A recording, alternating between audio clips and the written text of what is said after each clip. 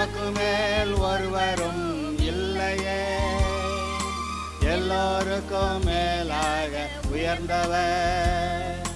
உமக்கு மேல் ஒருவரும் இல்லையே. அல்லேலூயா, அல்லேலூயா, அல்லேலூயா, ஆமென்.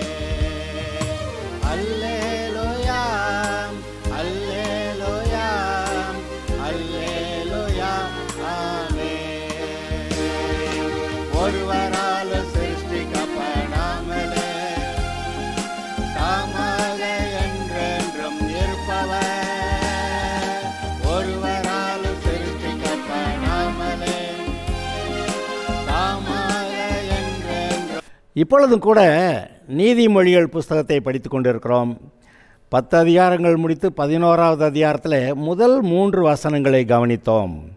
கள்ளத்தராசு கர்த்தருக்கு அருவருப்பானது, சுமுத்திரையான நிறைகல்லோ அவருக்கு பிரியம். அதாவது இதில் உத்தமமாக வியாபாரிகள் உத்தமமாக இருக்கும்போது கர்த்தர் அவங்க மேலே பிரியமாக இருக்கார். ஆனால் கள்ளத்தராசு அருவருப்புன்னா அவங்களையே கர்த்தர் அருவருப்பானவங்களாக தான் பார்க்குறாரு. அகந்தை வந்தால் லச்சையும் வரும். நான் பெரியவனாக்கும் அப்படின்னு சொல்லிக்கிட்டு இருக்கிற போது பின்னாடியே லச்சை கேவலப்பட்டு போகிற ஒரு சூழ்நிலை வந்துடும். அதனால் கவனமாக இருன்றாரு. ஆனால் தாழ்ந்த சிந்தையுள்ள ஞானம், என்னுடைய பலத்தில் ஞானத்தில் ஒன்றும் இல்லை, கர்த்தருடைய ஆலோசனை எனக்கு வேணும் அப்படி கேட்டு கர்த்தருக்கு முன்பாக தாழ்மைப்படுத்தி. இயேசுவை பற்றி என்ன எழுதியிருக்கு? அவர் சாந்தமும் மனத்தாழ்மையுமாய் இருக்கிறவர் என்று எழுதியிருக்கிறது. அதுபோல் தாழ்ந்த சிந்தைகளிடத்தில் ஞானம்னா அவர் கர்த்தர் அப்பப்போது பேசுகிற வார்த்தைகள் கிடைக்கும். செம்மையானவர்களுடைய உத்தமம் அவர்களை நடத்தும், துரோகிகளின் மாறுபாடோ அவர்களை பாழாக்கும். துரோகிகளின் மாறுபாடு, கர்த்தர் ஒன்று சொன்னால் இவங்க மாறுபட்டதாக பேசுவாங்க. துரோகிங்கிறப்ப ஒரு குறிப்பிட்ட ஆள்கிட்ட அண்டி அந்த ஆளுடைய நன்மை ஆசீர்வாதங்களை பெற்றுக்கொண்டு பிற்காலங்களில் அவருக்கே வேட்டு வைக்கிற மாதிரி எதையாவது செய்கிறது, அதான் துரோகிகள். சரி, இப்போ நம்ம 4வது வசனத்திலிருந்து பார்க்கலாம். கோபாக்கினை நாளில் ஐஸ்வர்யம் உதவாது, நீதியோ மரணத்துக்கு தப்பு வைக்கும். அதாவது இந்த ஐஸ்வர்யவான்கள் பொல்லாத விதத்தில் சேர்த்துருவாங்க, பணம் சேர்த்துருவாங்க. இன்றைக்கு நம்முடைய சமுதாயத்தில் நீங்கள் பாருங்கள், பொல்லாத ஆட்கள் நிறைய ஐஸ்வர்யத்தை சேர்த்து வச்சுருக்காங்க. மற்றவங்களுக்கு தெரியாமல் இருக்கணுங்கிறதுக்காக பினாமி வேற ஒருத்தர் பேரில் சொத்தெல்லாம் வாங்கியிருப்பாங்க. அது மட்டுமல்ல, ஆசை ஆரங்க விட்டுச்சு. எந்த அளவுக்கு ஐஸ்வர்யம் வந்துட்டால் அவங்க திருப்தி அடைவாங்கன்னா ஒரு காலம் திருப்தி அடைய மாட்டாங்க. ஆனால் பொல்லாத வழியிலே காசை சேர்த்து இந்த ஏழை பாளையல்கிட்ட இருக்க அந்த ரத்தத்தை உறிஞ்சி காசு சேர்த்துருப்பாங்க. ஆனால் கோபாக்கினையின் நாளிலே முதல்ல ஆரம்பத்தில் கொஞ்ச நாள் விட்டுறாரு, என்னதான் நீ செய்கிற பார்க்குறேன்டா அப்படின்னு கர்த்தர் விட்டுறாரு. கடைசியில் ஒரு நாள் பிடிச்சிக்கிடுவார். அப்போ கோபாக்கினையின் நாள் வருகிறது. சோதம் குமாரால் எந்த அவங்க சேர்த்து வச்ச ஐஸ்வர்யம் அவங்களுக்கு காப்பாத்துச்சா? அந்த சோதம் எப்படிப்பட்ட இடமா இருந்துச்சுன்னு பைபிளில் எழுதியிருக்கு. கர்த்தருடைய தோட்டத்தை போல், எகிப்து தேசம் போல் அவ்வளவு செழிப்பாக நல்லா இருந்துச்சுன்னு எழுதியிருக்கு. ஆனால் இவங்க எவ்வளவு ஐஸ்வர்யவான்களாக இருந்திருந்தாலும் இந்த கோபாக்கினை நாளில் சோதம் குமாரா அழிக்கப்பட்ட தேதியில் எந்த ஐஸ்வர்யம் அவங்கள காப்பாத்துச்சு? சரி, இன்றைக்கு இந்த சமுதாயத்தில் துன்மார்க்கன் ஒருவன் பணம் சேர்த்துக்கிட்டே போகிறாங்க. ஏழைகளோட ரத்தத்தை உறிஞ்சி பணம் சேர்த்துட்டாங்க. அப்படி பணம் சேர்த்தவன் நம்முடைய கண்ணு முன்னாடியே ரொம்ப கேவலப்பட்டு இருக்கிறதெல்லாம் போய் அந்த தேவனுடைய கோபாக்கினை வந்த நாளில் அவனை காப்பாற்ற ஒருத்தருமே இல்லாமல் ரொம்ப கேவலமாக சாகிறத, அந்த குடும்பம் அழியறத ஏங்க நீங்கள் ஏதாவது பார்க்குறீங்களா பார்க்கலையா? சும்மா கண்ணை அடைச்சிக்கிறக்கூடாது. எனக்கு இவ்வளோதான் தெரியும், எனக்கு வேற ஒன்றும் தெரியாது, எனக்கு இவ்வளோதான் தெரியும், எனக்கு வேற ஒன்றும் தெரியாது. சில விசுவாசிகள் இப்படி சொல்கிறத கேட்டிருக்கேன். எனக்கு வருத்தமாக இருக்கும். ஒரு நேரம் சொன்னால் கூட கேட்க மாட்டாங்களா அப்படின்னு நினைப்பேன். இதுக்கு மேலே எனக்கு ஒன்றும் தெரியாது, எனக்கு ஒன்றும் தெரியாதுன்னு சொல்கிறது ஒரு பெருமையாக அவங்க சொல்கிறாங்க. எதுலங்க பெருமைப்படுறது? கர்த்தர் சொன்னார், ஆதியாகமம் 3வது அதிகாரத்தில், தேவனாய கர்த்தர் உண்டாக்கின சகல காட்டு ஜீவன்களை பார்க்கலும் சர்ப்பமானது தந்திரம் உள்ளதாக இருந்தது. சர்ப்பம் ஏன் தந்திரமாக இருந்துச்சு? அந்த சர்ப்பம் முதல்ல பிசாசுக்கு இடம் கொடுத்துச்சு. அதனால் இந்த பிசாசு அந்த சர்ப்பத்துக்குள்ளேருந்து பேசுது. அதனால் இந்த சர்ப்பம் தந்திரம் உள்ளதாக இருந்தது அப்படி எழுதியிருக்கு. தந்திரம்னா என்ன? அது ஞானம், ஆனால் கெட்டு போன ஞானம். தந்திரம் எதுக்கு? தந்திரம் பண்ணி அவன்கிட்ட இருக்கிறத பிடுங்கிறது. அவன் பாவப்பட்ட ஆள், 8 1 துண்டு 2ன்னு பேசுவேன், 2 2 4ன்னு தான் பேசுவேன். ஆனால் இவன் தந்திரசாலியாக இருந்து அவனை ஏமாற்றி அவன்கிட்ட பிடுங்கிடுவேன். அதே மாதிரி ஆதாம்கிட்ட இருந்த ரட்சிப்பை பிடுங்கினான்னு சொல்லுவோம். ரட்சிப்பு மட்டும் இல்லைங்க, ஆதாமுக்கு இருந்த ஆளுகை, பூமி அனைத்தையும் ஆண்டு கொள்ளக்கூடிய, சகலத்தையும் கீழ்ப்படுத்தக்கூடிய அந்த அதிகாரம், ஆளுகை இருந்துச்சே, தந்திரமாக அவன் பிடுங்கிட்டானா இல்லையா? இன்றைக்கி இந்த தந்திரசாலியை நம்மளை சுற்றி இருக்காங்க. ஏங்க இவன் தந்திரக்காரன்னு சொல்லி நிறைய பேரை சொல்லிட்டு அவனோட எப்படிங்க ஃப்ரெண்ட்ஸாக இருக்கிறீங்க? அவனை தந்திரக்காரன்னு தெரிஞ்சால் ஓரளவுக்கு தான் ஹலோ குட் மார்னிங் தீர்ந்து போச்சு. அவனுடைய காரியங்களை நீங்கள் கற்றுக்கொள்ளக்கூடாதுன்னு பைபிள் சொல்லுது. அவனுடைய வழிகளையும் அவனுடைய காரியங்களையும் வழிகளையும் புத்தியை நீங்கள் கற்றுக்கொள்ளக்கூடாதுன்னு சொல்கிறாரு. அப்படி இருக்க தந்திரக்காரனா ஒரு அளவு தான் அவனோட, அது நமக்கு தெரியும்ல. நமக்கு இருதயத்தில் யார் கூட எவ்வளவு பழகலான்னு நம்முடைய இருதயத்தில் தெரியுதா இல்லையா? ஒருத்தட்ட ஒரு கொஞ்சம் அதிகமாக பழகிற மாதிரி தெரியுது, தப்பு அப்படின்னு நமக்கு தெரியுதா இல்லையா? பொதுவாக பெண்கள் வயசு பிள்ளைங்க நண்பர்களோடு பழகுவாங்க. அவங்க பெண்கள்கிட்ட பழகும் போதே இன்னார்கிட்ட சேர்ந்து அதிகமாக பழகுனா போச்சுன்னு நினைப்பாங்க. ஆண்கள்கிட்ட பேசுகிறப்ப இன்னும் இதுக்கு மேலே பேசுனா தப்பாயிரும்னு அவங்க மனசுக்குள்ளே தெரியுதா இல்லையா? தெரியுது. அப்போ இங்கே என்ன சொல்லியிருக்கு? கோபாக்கினை நாளில் ஐஸ்வர்யம் உதவாது, நீதியோ மரணத்துக்கு தப்பு வைக்கும். இப்போ பாருங்கள், இந்த பணத்தை சேர்த்து வச்சாங்க, பொல்லாத வழியில் சேர்த்தாங்க. சோதோம் கொமோராவை சொன்னோம். இந்த பொல்லாத மனுஷர்கள் நிறையா பணத்தை சேர்த்துட்டு அழிஞ்சு போகிறதையும் பற்றி சொன்னோம். ஏசுனாரே ஒரு கதை சொல்கிறாரு. ஒருத்தன் வயல் நிறைய விளைஞ்சிச்சான். ஆனால் யாருக்கும் என்னமோ, அதாவது எச்சி கையில் காக்கா விரட்ட மாட்டாங்கன்னு சொல்லுவாங்க சில ஆட்களை. விரட்டினா கையில் ஒட்டியிருக்க சோறு தெரிச்சிருமா, அதை போய் காக்கா தின்றுமா. அதனால் எச்ச கையால் காக்கா விரட்ட மாட்டாங்க இந்த ஆளுகன்னு சொல்லுவாங்க. அதுபோல் இந்த மனுஷனுடைய வயல் நல்லா விளைஞ்சுமே யாருக்கு என்னமும் கொடுத்து உதவி செய்கிறதே புத்தியே இல்லை.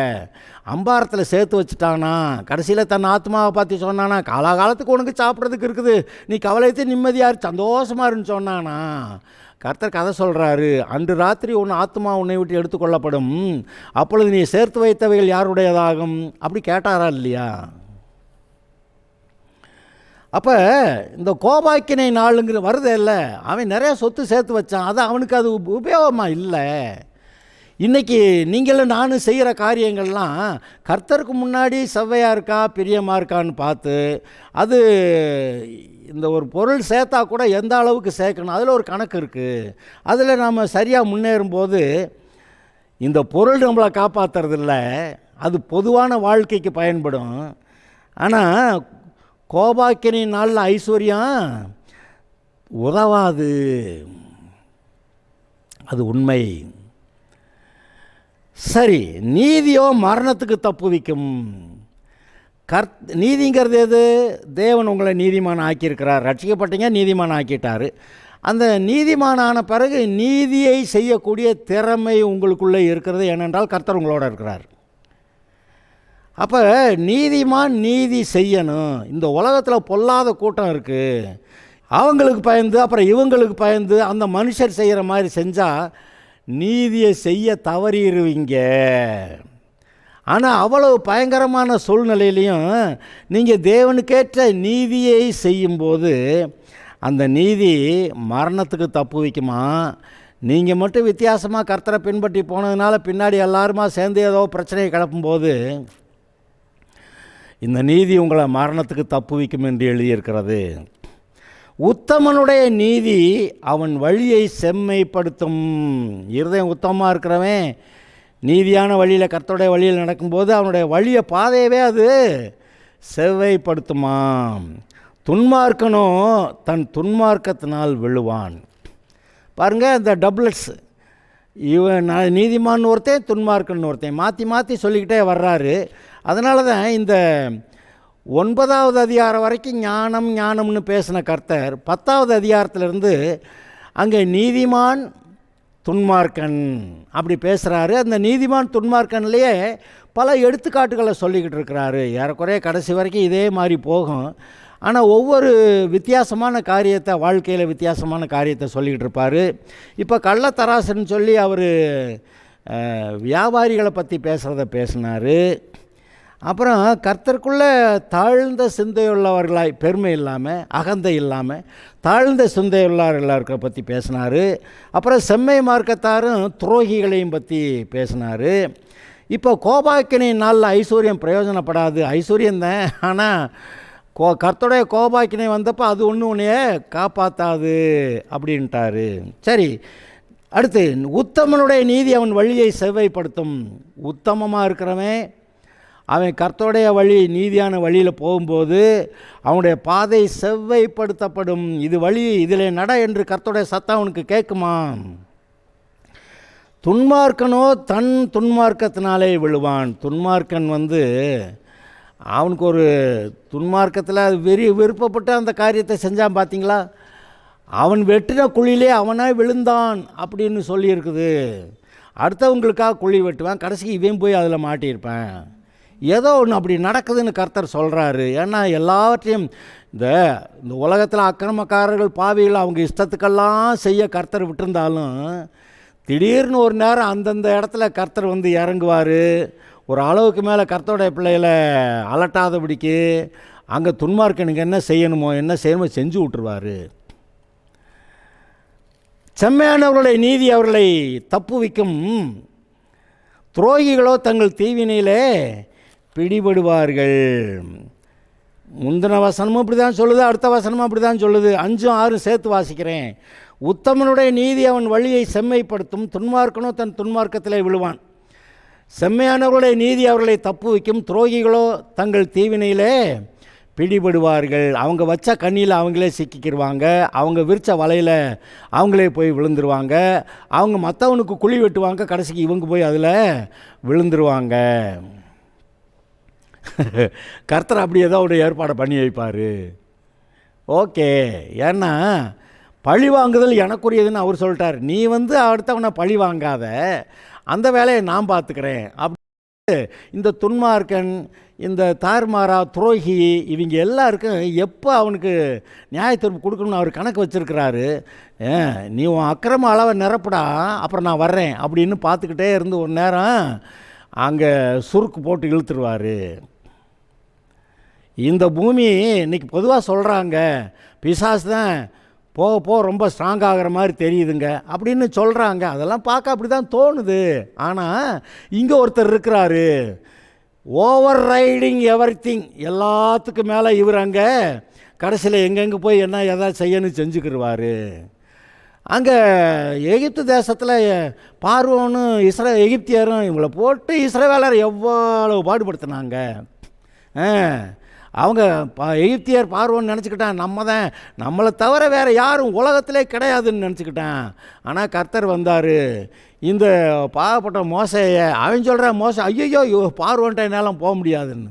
இல்லைல்ல நீ வா போகலாம் அப்படின்னு சொல்லி ஒரு கோலை கையில் கொடுத்து அதை வச்சு வேலையை பாடுறானார். கடைசிக்கு அவ்வளோ பெரிய பயங்கர மேட்டிமையுள்ள, தன்னை தவிர வேறு யாரும் இல்லைன்னு நினச்ச அந்த பார்வோன் கடைசியில், ஐயா சாமி, மோசே நீ சரி உங்கள் ஆளுகளும் சரி எல்லாத்தையும் எடுத்துக்கிட்டு உடனே கிளம்புங்கப்பா அப்படின்னு சொல்கிற அளவுக்கு அவனை போட்டார் பாருங்க. அந்த நேரத்தில் 600 ரதத்தோடு திரும்ப வர்றான் இந்த இவங்களை பிடிச்சிட்டு போயிடணுன்னு. ஆனால் நடந்தது என்ன, அங்கே செங்கடல் திறந்து இவங்க வந்துட்டாங்க. செங்கடலில் பார்வோனும் அவருடைய ரதங்களும் எகிப்தியர் எல்லாம் மூழ்கி ஜலசமாதி அப்படின்னு சொல்லுவாங்களா, அது மாதிரி ஆயிடுச்சு. அதாவது இந்த துரோகிகள் அவர்கள் தீவினையிலே பிடிபடுவார்கள் அப்படி எழுதியிருக்கு. துன்மார்க்கனும் தன் துன்மார்க்கத்தில் விழுவான்னு எழுதியிருக்கு. அப்புறம் துரோகிகளின் மாறுபாடு அவர்களை பாழாக்கும்னு எழுதியிருக்கு. நீதி மரணத்துக்கு தப்புவிக்கும்னு எழுதியிருக்கு. கள்ளத்தராசு கர்த்தருக்கு அருவருப்பானது எழுது. ஆக இதெல்லாம் பாருங்கள், கர்த்தரை எங்கேயோ ஒரு பக்கம் இருந்து பார்த்துக்கிட்டே இருக்கிறாரு. ஏதோ ஒரு நேரம் நமக்கு அதுக்கு மேலே முடியல ஆண்டவரே அப்படின்னு நம்ம சொல்கிற மாதிரி டைமுக்கு அவர் வர்றதை நீங்கள் பார்க்கலாம். அவர் வருவார். அவர் சகலத்தையும் அதாவது நியாய தீர்ப்பு மரித்த பிறகுதான். ரட்சிக்கப்பட்டவனா மரித்தானா, ரட்சிக்கப்படாதவனா மரித்தானா, அது ஒன்று. அப்புறம் ரட்சிக்கப்பட்டவர்களுக்குள்ளேயே ரட்சிக்கப்படாதவர்களுக்குள்ளேயுமே இந்த பூமிக்குரிய வாழ்க்கையிலேயே சில சமயத்தில் ஒரு நியாய தீர்ப்பு வரும்.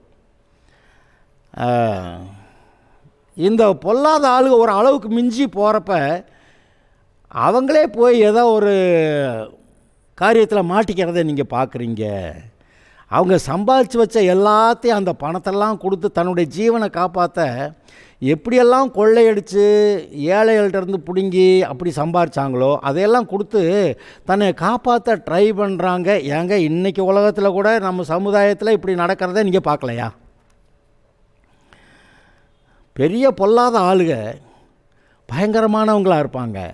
ஆனால் டக்குன்னு ஏதோ ஒன்றில் போய் மாட்டி எதுக்காக ஒன்றில் ஜெயிலில் போவாங்க. அப்புறம் என்னத்துக்காக பதில் சொல்ல, அதுலேருந்து தப்பா இதுலேருந்து தப்பா சம்பாரிச்சதெல்லாம் கொடுத்துட்டு அட்லீஸ்ட் உயிரோட வர முடியுமா அப்படின்னு பார்க்குறாங்க.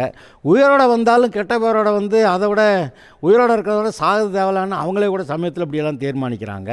அல்லது அந்த இந்த மீதி ஆளுக இவங்ககிட்டேருந்து இவங்களால் உபத்திரவத்தை அனுபவித்தவங்க இவங்கள ஒரு கை போட்டு பார்க்கலாமான்னு அப்படி ஒரு பொல்லாத கூட்டமும் இருக்கதை செய்யுது. செம்மையானவர்களுடைய நீதி அவர்களை தப்பு வைக்கும், துரோகிகளோ தங்கள் தீவினையிலே பிடிபடுவார்கள். அதாவது பிசாசு தான் ஆட்டம் போடுறது மாதிரி தெரிஞ்சாலும் பயங்கரமான ஆட்டம் போட்டுக்கிட்டு இருக்கேன். ஆனால் சொல்லுவாங்க பிசாசு இந்த காலங்களில் தன்னுடைய கடைசி ஆட்டத்தை ஆடிக்கிட்டு இருக்கேன் அப்படி சொல்லுவாங்க. சந்தோஷமாக ஆடுற ஆட்டமும் இருக்குது, இந்த பிசாசு ஆக்ரோஷத்தோடு ஆடுற ஆட்டமும் இருக்குதா? அதை நம்ம பார்க்குறோமா இல்லையா? நம்முடைய வாழ்க்கையில் அநேக பிசாசோடைய கிரியைகளை, அவனால் உண்டாகிற ஆபத்துகளை, அழிவுகளை பார்க்கும்போது அவன் மேலே எவ்வளோ ஆக்ரோஷத்தோட நம்மளை அழிக்கிறதுக்காக எப்படி ஆட்டம் போடுறாங்கிறதெல்லாம் அவங்களால பார்க்க முடியலையா? பார்க்க முடியுது. ஆனால் அவனுடைய ஆட்டம் கடைசி ஆட்டம்னு சொல்லுவாங்க. ஆமாம், கடைசி இயேசுனார் வரப்போகிறாரு, இப்போ அவனோட ஆட்டம் கடைசி ஆட்டம்தான். ஆடிய ஆட்டம் என்ன, பேசிய வார்த்தை என்ன, தேடிய செல்வம் என்ன, இதெல்லாம் பாட்டு பாடுறாங்கல்ல, கடைசியில் என்னடா ஆச்சுன்னு கேட்குறான். ஆட்டமெல்லாம் அடங்கும், அவர் அடக்குவார். அதுக்கு முன்னாடியே நாமளாக அடங்கி கர்த்தாவே சொல்லும் அடியேன்னு கேட்குறேன்னா தப்பிச்சுக்கிடுவான். இன்றைக்கி யாராவது இருக்கீங்களா ஆட்டம் போட்டுக்கிட்டு அடங்கி அவருடைய பலத்தை கைக்குள்ளே அடங்கியிருந்தால் ஏற்ற காலத்தில் உயர்த்துவார்னு சொல்லியிருக்கு. இவர்கிட்ட அடங்கியிருந்தால் அது எப்படி பெற்றோருக்கு அடங்கி இருக்கிற பிள்ளை பிற்காலங்களில் நல்ல நிலைமைக்கு போகுதோ அதே போல் கர்த்தருடைய வார்த்தைக்கு அடங்கி தன்னை ஒழுங்காக நடத்திக்கிறவங்க பிற்காலங்களில் நல்ல ஆசீர்வாதமாக இருப்பாங்க. அதில் ஒன்றும் சந்தேகமே கிடையாது. ஏன்னா இந்த பிசாசோடைய ஆட்டத்துக்கு மேலே கர்த்தர் மேலேருந்து பார்த்து எங்கே எப்படியெல்லாம் செய்யணும்னு பார்த்து கரெக்டாக செய்கிறாரு. அதனால தான் பைபிளில் எழுதியிருக்கு, கர்த்தர் ராஜரீகம் பண்ணுகிறார். சங்கீதம் 93 முதல் வசனம் என்ன சொல்லுது? கர்த்தர் ராஜரீகம் பண்ணுகிறார். இந்த உலகத்தில் இந்த பிசாசு எம்பிட்டு ஆட்டம் போட்டாலும் சரி, எல்லாத்துக்கும் மேலே கர்த்தர் அங்கே இருக்கிறாரு. தன்னுடைய ஜனங்களை அவர் காப்பார், அவர்களை ஆசீர்வதிப்பார், அவர்களை உயர்த்துவார். நீங்கள் அவருடைய ஜனந்தானே, அப்போ அவர் உங்களோட கூட இருக்கிறாரு. உங்கள்கிட்ட ஏதாவது கர்த்தருக்கு தகாத காரியங்கள் இருந்தால் அதை ஒதுக்கி விடுங்க. அவர் உங்களோட பிரியமாக இருந்து உங்களோட கூட இருந்து ஏற்ற சமயத்தில் உயர்த்துவார். அவர் சகலத்தையும் அதன் காலத்தில் நேர்த்தியாகி செய்திருக்கிறார். அப்படித்தானே நீங்கள் நம்புறீங்கல்ல? அப்போ இருதயத்தை அவருக்கு ஏற்ற விதத்தில் அப்படியே கொஞ்சம் அப்படி செட் பண்ணி ரைட் பண்ணி வைங்க, சரியாக்கி வைங்க. துன்மார்க்கன் மரிக்கும்போது அவன் நம்பிக்கை அழியும். துன்மார்க்கன் நான் இப்படி ஆயிடுவேனாக்கு, நான் இந்த உலகத்தையே ஆண்டுவேனாக்கும் அப்படின்னு அவன் சொல்லிக்கிட்டு கிளம்புவேன். பார்த்தீங்களா? அவனுக்கு எல்லா காரியமும் கைகூடி வர்ற மாதிரி தெரியும், எல்லாமே நடக்குது, இப்படி நடக்குது. அப்படி தான் அசீரியா ராஜா அவன் அசீரியா சிரியா அந்த பக்கங்களில் இருக்கிறதெல்லாம் ஆள்றவன். அவன் கர்த்தருடைய ஜனத்தின் மேலே கண் வச்சு இந்த 10 கோத்திர இஸ்ரவேலர் மேலே அவன் அங்கே இருக்க ஒவ்வொரு பட்டணமாக பிடிச்சானா, சமாரியாவையும் பிடிச்சிட்டானா. அது மட்டுமல்ல, இந்த யூதேயாவில் எருசலேம் தவிர சுற்றி இருக்க நிறையா ஊரை பிடிச்சிட்டானா. அப்போ நினச்சான், சொன்னானா, நான் என்னை தவிர வேறு யார் இருக்கா அப்படின்லாம் சொல்லிக்கிட்டானா. ஆனால் கர்த்தர் என்ன சொல்கிறாரு, உன் மூக்கில் துரோடு போட்டு உன்னை இழுத்து கொண்டு போயிடுவேன் அப்படின்னு சொன்னார். எசேக்கியா காலத்தில் அந்த அசீரியா ராஜா அனுப்பின ரப்சாக்கே அவனுடைய ஆளுகள்லாம் எசேக்கியாவை எவ்வளவு கேவலமாக பேசினாங்க. இவங்க மூத்திரத்தை குடிக்கவே நான் இங்கே வந்திருக்கேன் அப்படியெல்லாம் அவங்க சொன்னாங்க. ஆனால் என்ன நடந்துச்சு? ஒரே நாள் ராத்திரியில் 1,85,000 பேரை கர்த்தர் கொன்று அழிச்சிட்டாரு. அசீரியா ராஜா முகம் செத்தவனா திரும்பி போனானா, அங்கே அவன் பிள்ளைகளே அவன் கோயிலில் அவனை கொன்று விட்டாங்கன்னு எழுதியிருக்கு. அருமையானவர்களே, பிசாசு ஆட்டம் போடுறது மாதிரி தெரியலாம், எல்லாம் அவனுக்கு நன்மையாக நடக்கிற மாதிரி தெரியலாம். ஆனால் நீதிமான்கள் கர்த்தருடைய பிள்ளைகள் அவங்க எங்கேயோ ஒழுங்கு பண்ண வேண்டியிருக்கு தங்களுடைய வழிகளை. உங்களுடைய கீழ்ப்படிதல் நிறைவேறும் போது உங்களுடைய சத்துருக்கள்கிட்ட நீதியை செலுத்த நாங்கள் ரெடியாக இருக்கிறோம் அப்படின்னு பவுல் சொல்லியிருக்கிறானே. அப்போ இதெல்லாம் என்ன சொல்லியிருக்கிறாரு? நீங்கள் உங்களுடைய இருதயத்தை ஒழுங்குபடுத்தும் போது உங்களுடைய சத்துருக்கள் மேலே நான் வேலையை காட்டுறேங்கிறாரு. பழி வாங்குதல் எனக்குரியது, நானே அதை செய்வேன்றாரு. அருமையானவர்களே, இந்த பொல்லாத உலகத்தில், நெருக்கடிகள் போராட்டங்கள் நிறைந்த உலகத்தில் உங்களுடைய கண்கள் சரியாய் பார்க்க கடவுது. கர்த்தர் என்ன செய்கிறாரு, பிசாசு என்ன செஞ்சுக்கிட்டு இருக்கான், நம்மளை என்ன செய்ய சொல்கிறாரு, இதை கவனிச்சோமானா நீங்கள் சிக்கலில் சிக்காமல் நீங்கள் ஒரு ஆசீர்வாதமாக ஜெயமாக வாழ்ந்திருப்பீங்க. அதை தான் கர்த்தர் விரும்புகிறாரு. நீதிமான் இக்கட்டிலிருந்து துன்மார்க்கன் மரிக்கும்போது அவன் நம்பிக்கை அழியும். நான் உலகத்தையே ஆண்டுருவானாக, அவன் நம்பிக்கை அழிஞ்சு போயிடும். இன்றைக்கு அமெரிக்கர்கள் சொன்னாங்க, நாங்கள் நம்பர் 1, அதெல்லாம் இப்போ ஒத்துக்கிறவும் செய்கிறாங்க. ஆனால் நம்பர் 1 இருந்தவங்க அநேக இடங்களில் அடி வாங்கிக்கிட்டு இருக்காங்க. பார்த்தீங்களா, வியட்நாமில் ஒரு யுத்தம் வந்துச்சு, அங்கே போய் நாங்கள் ஜெயிச்சிருவோம்னு போனாங்க. ஆனால் அமெரிக்கர்கள் ரொம்ப கேவலப்பட்டு வந்தாங்க. அங்கே நிக்சன் ஒரு பிரசிடெண்ட் ஒரு ஆள் இருந்தார். அமெரிக்கா ரொம்ப உயர்ந்த உன்னதத்தில் இருக்கிற மாதிரி சூழ்நிலை. ஆனால் அந்த ஆள் ஏதோ ஒரு தப்பு பண்ணி கடைசிக்கு வாட்டர் கேட்டுன்னு சொல்லி ஏதோ ஒரு பிரச்சனை, அதில் அந்த ஆள் ரிசைன் பண்ண வேண்டியதாகிடுச்சு. கேவலப்பட்டு போனதை பார்க்க முடியுது. அந்த நாடு மட்டும் இல்லைங்க, சுற்றி இருக்க எல்லா நாடுகள்லையும் துன்மார்க்கர் தான் உயர்ந்திருக்கிறாங்க. அதனால் சண்டாளர்கள் எங்கே ஊர் சுற்றி திரிகிறாங்க. அவங்களுக்கு கர்த்தர் குறித்த நாள் வருகிறது. துன்மார்க்கன் மரிக்கும்போது அவன் நம்பிக்கை அழியும். நான் இப்படி ஆயிடுவேன், அப்படி ஆக்கும், இப்படி ஆக்கும். நீ சாக போகிற அன்னைக்கு சொல்லுடாப்பா அப்படின்னு சொல்கிறார். அதான அந்த அர்த்தம். துன்மார்க்கன் மரிக்கும்போது அவன் நம்பிக்கை அழியும்னா என்ன அர்த்தம்? நீ சாக போகிற அன்னைக்கு அப்போ சொல்லு, நான் அப்படி ஆயிடுவேன், இப்படி ஆயிடுவேன் அப்படியெல்லாம் கர்த்தர் கேட்குறாரு. அக்கிரமக்காரன் அபேட்சை கெட்டு போகும். அக்கிரமம் ஒரு கிரமமாக ஒழுங்காக நீதியாக சரியானபடி செய்கிறவன் ஒழுக்கம், நல்ல ஒழுக்கம் இருக்கிறவன், கிரமமாக காரியத்தை செய்கிறவன், ஒழுங்காக செய்கிறவன். அவனுக்கு ஆப்போசிட்டு அக்கிரமக்காரன், எதிலையுமே ஒழுங்கு இருக்காது. தாறுமாறாக எதை தனக்கு எது அப்பைக்கப்போ நன்மையாக இருக்கோ அதை செய்கிற ஆள். அக்கிரமக்காரனுடைய அபேட்சை கெட்டு போகும். அவன் இங்கே ஒரு சிக்கலில் மாட்டிக்கிட்டா கூட அங்கே போய் நான் தப்பிச்சுக்கலாம், அங்கே போய் உன்னால் தப்ப முடியாதுங்கிறத இங்கே கர்த்தர் சொல்கிறாரு. அக்கிரமக்காரனுடைய அபேட்சை அழியும். நீதிமான் இக்கட்டிலிருந்து விடுவிக்கப்படுவான், அவன் இருந்த இடத்துல துன்மார்க்கன் வருவான். இது எப்படி? ஒரு இக்கட்டான சிலை மேலே நீதிமான் மாட்டிக்கிட்டு தவிக்கிறானா, ஆனால் இவர் வருவார். கர்த்தரை மாத்திரம் நம்பி இருக்கிறவனை காப்பாற்ற கர்த்தர் வருவார். அப்படி இக்கட்டிலிருந்து நீதிமான் விடுவிக்கப்படுவான். அவன் இருந்த இக்கட்டான இடத்துல துன்மார்க்கன் மாட்டிக்கிடுவான். இதெல்லாம் யாருங்க? கர்த்தர் தவிர வேறு யாரும் செய்ய முடியுமா? கர்த்தரை பற்றி நீங்கள் சந்தோஷப்படுறீங்களா? அவர் உங்களுக்கு நல்லவர் தானா? உங்களை நிச்சயமாக ஆசீர்வதிப்பார் இன்னும். ஆனால் ஏதோ ஒன்று ரெண்டு சில காரியங்களில் உங்கள் இருதயம் தேவனுக்கேற்ற விதத்தில் சரியாகணும், அதை ஆக்கிருங்க. கர்த்தர் இன்றைக்கே ஆரம்பிச்சிருவார் உங்களை காப்பாற்றுறதுக்கு. அந்த இடுக்கமான இடத்துல இருந்து உங்களை காப்பாற்றுறதுக்கு வருவார். அந்த இக்கட்டான நிலைமையில் உங்களுடைய சத்துருவை கொண்டு அங்கே உட்கார வச்சுருவார். அவன் அங்கே மாட்டிக்கிட்டு தவிப்பான். கடைசியில் அவன் யோசிப்பான், நம்ம எப்படி இங்கே வந்து மாட்டினா, நம்ம உலக கெட்டிக்காரத்தனமாக இருந்தோம்னு சொன்னான் அப்படின்னா நீதிமான் தப்பு வைக்கப்படுவான், அவன் இருந்த இடத்துல துன்மார்க்கன் வந்து அந்த இக்கட்டில் சிக்குவான்னு எழுதியிருக்கு.